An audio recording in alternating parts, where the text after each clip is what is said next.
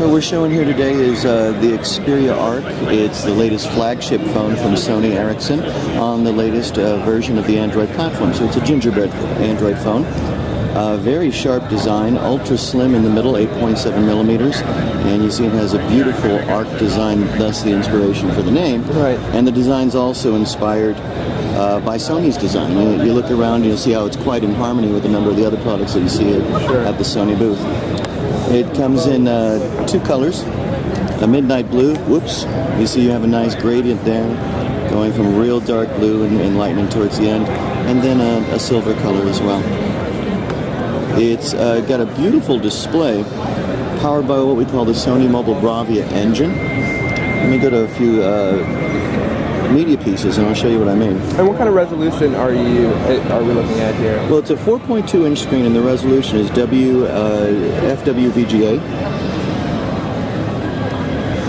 And you're showing a Final Fantasy video there. And what the Sony Mobile Bravia engine does is give you better color management, so truer colors, a sharper image, and less noise, so greater noise reduction.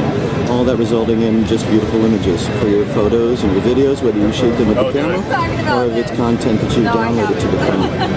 So the back, I believe, has an 8 megapixel camera, correct? Yep. And that shoots full 720 HD content? That is correct, 720p, and you have the camera light and an 8.1 megapixel on the still photo. And good, nice that you mentioned the camera, because there's another really good Sony technology for the camera in the Xperia Arc for mobile sensor, which is the same technology that you'll find in Cybershots and Handycams. Right. And the main benefit of that, of the Xperia Arc for mobile sensor, is when shooting under low light conditions, you have a brighter image, but with a great reduction in digital noise again. So twice the sensitivity, but with half the digital noise you expect from a conventional CMOS sensor.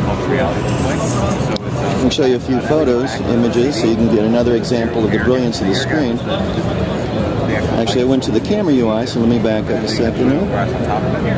No, but it's actually got... And so, is there any sort of overlay on the Android here? Well, there is a bit, yeah. So first off, you see the beautiful graphics here, the blue graphic and the template, but there's a number of little things that Sony Ericsson's done to enhance the user experience. For example, there's a pinch and zoom. If you want to show everything that's on all the 5 home screens, because you have 5 home screens with this device, so really an easy way to pull it all on one screen is just to pinch and zoom in. Right. And then what I can do is press on one of the icons and it takes me to the respective screen that icon is found on. And I can, of course, slide through each screen and see what's on each of those. We have what's called the media pane here, and the media pane lets me have my music, my photos, and videos all on one screen within easy access. And then we have the Timescape application also, which puts things like Twitter and Facebook all together in one application for me. Easy to spin through and find the event that I want to read. Wow. Let me ask you, is there a front-facing camera? No, there's not a front-facing camera on this, just the 8.1 megapixel camera on this. When you have a device that's this thin, at least at this point, there's other technologies that we decided to go and put in instead of the forward-facing camera with this particular product. Right. You also have a great experience when you're using the device over HDMI. And I don't have a cable over here, so if you want to maybe go around here. So we plugged in the HDMI cable, and at the beginning the television wasn't even on. So when I plug that in, it actually powers up the television. Right. And then it takes me straight away to my media gallery. So I can choose from my photos or videos something that I want to watch. But first let's take a look at some photos here.